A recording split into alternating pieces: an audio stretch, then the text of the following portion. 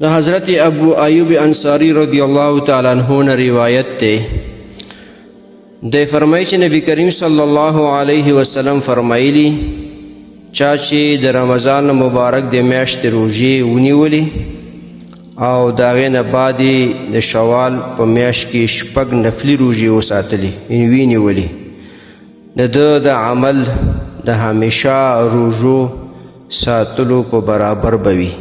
د دې حدیث روایت صحیح مسلم کړی دی.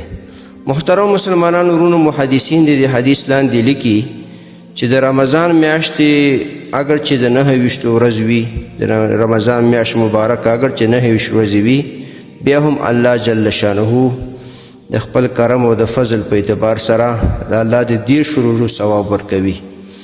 او چې د شوال په میاشت کې دا اوس چې کوم میاشت روانه ده، اختر روژې نه بعد دا کومه میاشت روانه ده د شوال وایي، دې کې شپږ روژې نفلي ونیولې، نو د دې تعداد جوړېږي 14.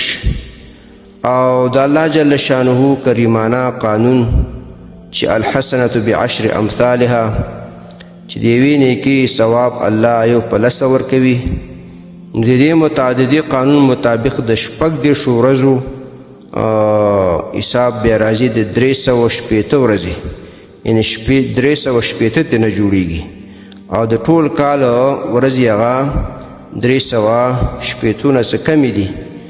خو الله جل شانه دغه کس ته چې د روژې میاشتې مکمل روژې ونیولې، هغې نه بعد 6 روژې نفلي ونیولې په دې میاشت کې، د شوال په میاشت کې دته الله جل شانه په دغه حساب سره د 360 ورځو د ثواب مستحق ګرځي. الله به دومره اجر او ثواب ورکوي.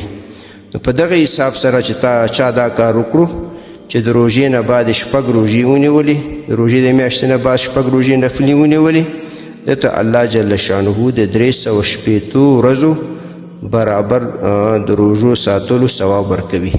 د محترم مسلمانانو ورونو، روژې خو مستې ونیولې، الله دې قبول کړي. لہذا دا اوس کوم میاشت روان ده، په دې کې 6 روژې نفلي ونیسئ، مسلسل یې نیسئ، ستاسو اختیار ده.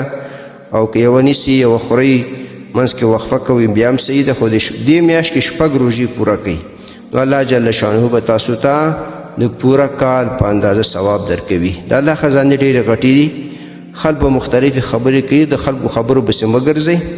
دا مسلم شریف حدیث دی او نفلي روژې دي، که چا ونیولې ډېره ښه خبره ده، او امید دی چې الله د دې نه هم ثواب زیات ورکړي، ځکه د الله خزانې ډېرې غټې دي.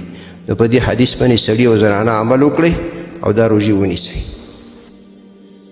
محترمو مسلمانانو ورونو، تاسو ته چې کوم روزانه د حدیث د مفهوم راځي، نو د مهربانۍ او د ثواب له مخې نورو مسلمانانو ته لیږدوئ او شیر کوئ. والسلام. د دیوبندي مسلک حنفي کاروان سټوډیو لخوا وړاندې کیږي.